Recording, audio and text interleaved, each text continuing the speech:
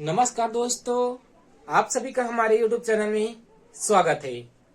RRB NTPC exam हो या group D exam हो या पीएससी कोई भी एग्जाम हो दोस्तों, पाई चार्ट से प्रश्न बनते ही हैं। और आप पाई चार्ट का प्रश्न कैसे हल करेंगे आज की इस वीडियो में जानेंगे। चलते हैं, वीडियो को स्टार्ट करते हैं।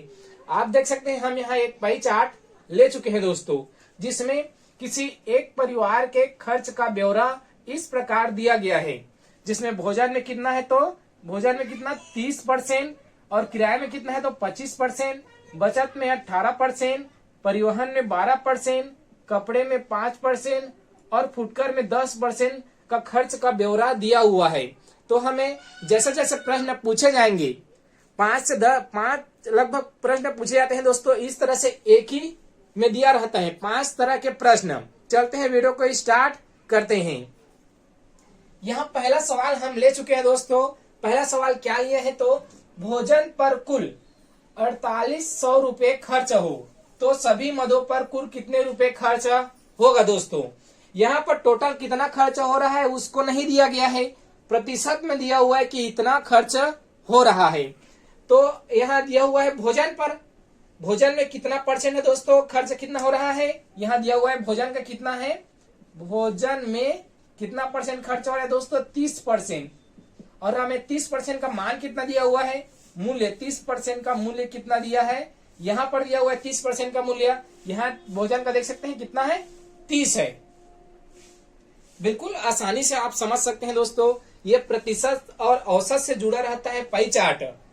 तो मूल्य कितना दिया हुआ है 30% का 4800 रुपया, 4800 रुपया दिया हुआ है दोस्तों। अगर हम निकालेंगे कि टोटल मदों पर जो सभी मद है उनमें कितना परसेंट है, तो टोटल आप सभी को यहाँ मिलाएंगे तो 100% होता है दोस्तों। ये कितना परसेंट है 100%, और हमें 30% का मान मिल चुका है। तो हम 100% का मान निकाल लेते हैं दोस्तों। यहाँ मान लेते हैं हम 100 का 30%, अर्थात कुल मद यहाँ आएगा। टोटल सभी मदों का कितना खर्च है वो, तो 30% का मान हमें कितना दिया हुआ है दोस्तों, 30% का मान दिया हुआ है 4800 रुपया। इस तरह से हमें दे दिया प्रश्न में, बताया इतना इतना है करके। उसके बाद आगे हम इसे हल करेंगे। अगर हम 100 का मान निकालेंगे तो इसको यहाँ कर देते हैं। हम यहीं से कटा सकते हैं, लेकिन आपको कोई परेशानी ना हो इसलिए हम इसे सीधे ऊपर ट्रांसफर कर देते हैं। उसके बाद क्या बच गया, नीचे में 30 बच गया दोस्तों। अगर हम 100 को यहाँ ला लिए हैं 30 बच गया, तो हम इसे कट फिट करते हैं। 1 शून्य यहाँ से, 1 शून्य यहाँ से कट जाएगा। और ये कितना 3 एकम और 16, 3 16 तो कितना हो गया, 100 का मान कितना आ गया दोस्तों, यहाँ 16 आ गया। और कितना शून्य बचा है 1 2 3, 1 2 3। तो इस तरह से टोटल मदों में कितना रुपया हो रहा है दोस्तों, 1600 रुपया हो रहा है। अगर हम यहाँ पर दिया हुआ है 100%, 100% का मान कितना आ रहा है दोस्तों, 100% का, सॉरी ये 16,000 है, मैंने 1600 बोल दिया था, 16,000 है। तो कितना आ रहा है 100% का मान 16,000 रुपया दोस्तों। तो इस तरह से आप पहले सवाल का जवाब निकाल सकते हैं और अच्छा स्कोर कर सकते हैं एग्जाम में। अब बारी है दोस्तों दूसरे प्रश्न की, और दूसरा प्रश्न क्या है तो यहाँ आपकी स्क्रीन पर शो हो चुका है। परिवहन और कपड़े का कुल व्यय कितना रुपया है दोस्तों। जो परिवहन है और कपड़ा है दोनों में कितना रुपया खर्च हुआ है ये पूछा है अगला में। आप यहाँ पर देखेंगे तो परिवहन में कितना है, यहाँ पर 12% है दोस्तों। यहाँ पर कपड़ा में देखेंगे तो कितना है 5%। यहाँ पर हम यहाँ यहाँ पर लिख लेते हैं पहले कि कितना कितना खर्च है किसमें। तो यहाँ पर आप देखेंगे परिवहन में तो कितना है, परिवहन सबसे पहले क्या आता है परिवहन, परिवहन में कितना है दोस्तों 12%। और कपड़ा में कितना है दोस्तों 5%। और टोटल मूल्य हम यहाँ वैल्यू निकाल चुके हैं सभी मद का, कि टोटल सभी मद में कितना खर्च है 100% का 16,000 रुपया दोस्तों। तो हमें कितना परसेंट का मान निकालना है, 17% का मान निकालना है दोस्तों। तो हम यहाँ पर कर सकते हैं, हम क्या निकालेंगे 16,000 का 17% कितना होगा ये हमें निकालना है दोस्तों। यही पूछा गया है। अगर हम इसे कट फिट कर दे 2 शून्य 2 शून्य इस तरह से काट देते हैं। अगर हम यहाँ पर 160 गुणित 17 करेंगे। इस तरह से हम निकाल सकते हैं। हम सीधे यहाँ गुणा करें 17 का, तो 17 0 बार आ जाएगा एक बार। उसके बाद 17 छक्का कितना होगा, 102 हो जाएगा। और इस तरह से अगला करेंगे तो 17 एकम 17, तो कितना हो जाएगा 0 2 7 2। तो कितना आ जा रहा है दोस्तों, 2720 रुपए इसका करेक्ट आंसर आ जा रहा है। तो इसी तरह से आप एग्जैक्ट दोस्तों सही आंसर निकाल सकते हैं। कितना आया देख सकते हैं, कितना रुपए आया, दोनों का खर्चा कितना आया, 2720 रुपए खर्च आया दोस्तों। यही करेक्ट आंसर है। जानकारी आपको पसंद आए तो लाइक शेयर जरूर करेंगे दोस्तों। इसी तरह से प्रश्न आप हल कर सकते हैं प्रतिशत के माध्यम से। तीसरा सवाल है दोस्तों, तीसरा सवाल आपके सामने आ चुका है। और तीसरा सवाल क्या है, तो फुटकर व्यय भोजन पर व्यय का कितना प्रतिशत है। यहाँ आप देखेंगे इस पाई चार्ट में, तो फुटकर व्यय कितना है दोस्तों, 10%। फुटकर व्यय कितना है दोस्तों, 10%। और क्या पूछा है, भोजन पर व्यय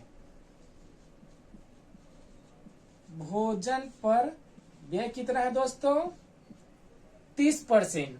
जी हाँ दोस्तों, तो क्वेश्चन में क्या पूछा गया है, फुटकर व्यय भोजन पर व्यय का, अर्थात भोजन में जितना खर्च हुआ है वो खर्च फुटकर व्यय का कितना प्रतिशत है, ये पूछा गया है। तो हम कैसे करेंगे, आप सीधे पैसा को निकालेंगे तो 16,000 में आप निकाल सकते हैं, लेकिन हम पैसा को नहीं निकालेंगे क्योंकि इसमें नहीं पूछा है। पैसा भी निकाल सकते हैं, क्योंकि हम सीधे प्रतिशत को यहाँ निकाल लेते हैं।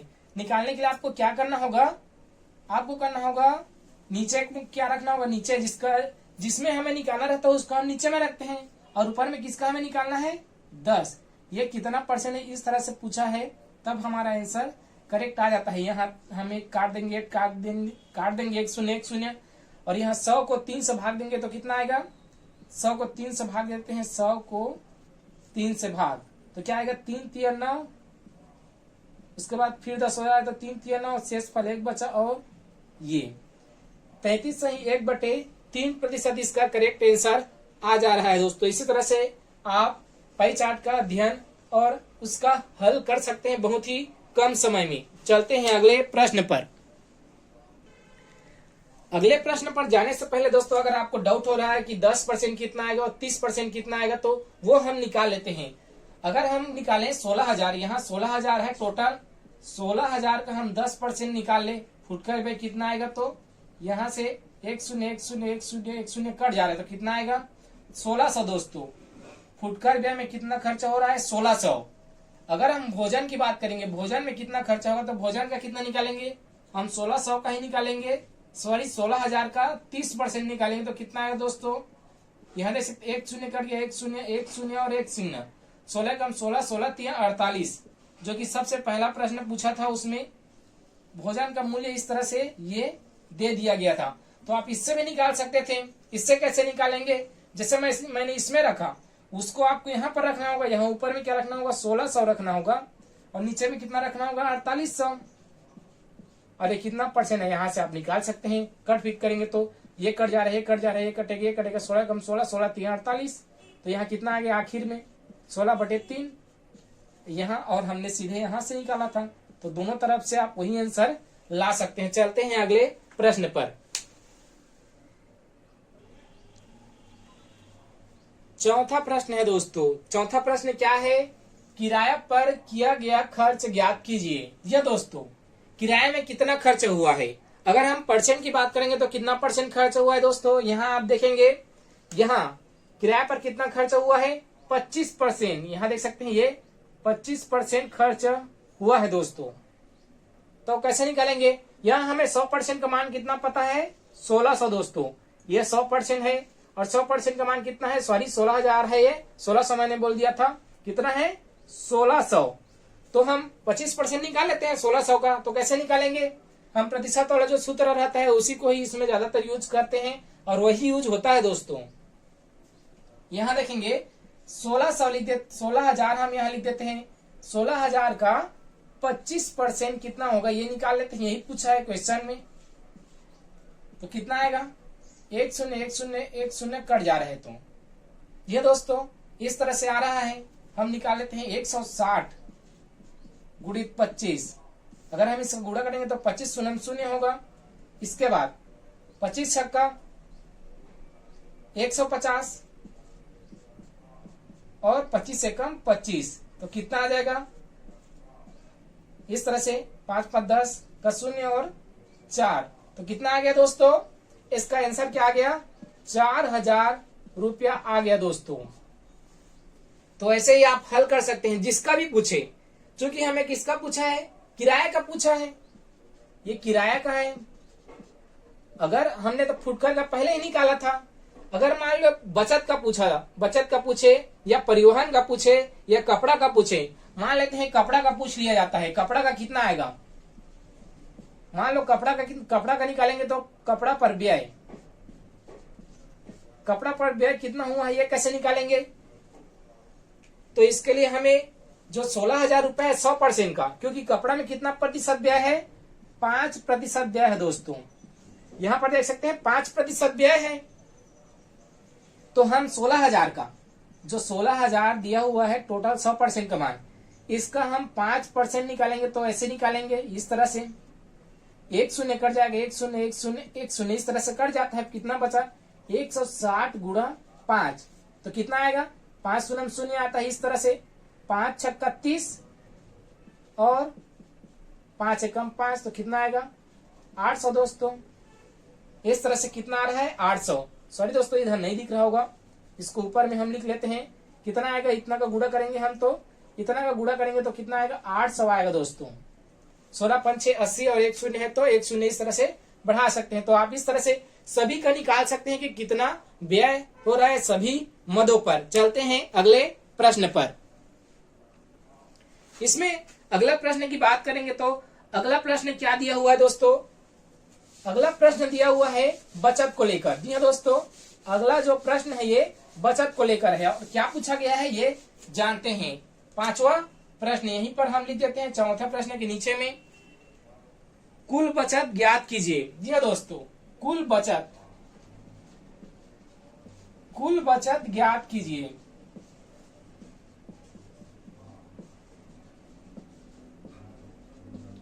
तो कुल बचत कितना है दोस्तों, बचत का प्रतिशत यहाँ हम देखेंगे तो यहाँ पर है बचत का 18% है दोस्त। देख सकते हैं यहाँ किराए के जस्ट नीचे में है बचत।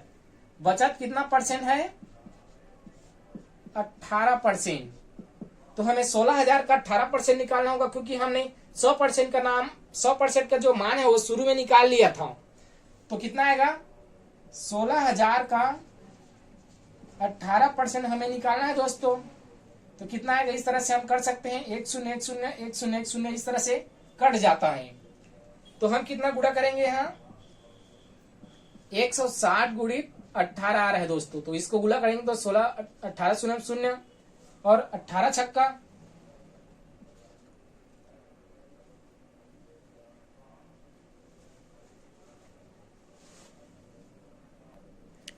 108 इस तरह से यहाँ हो जाता है।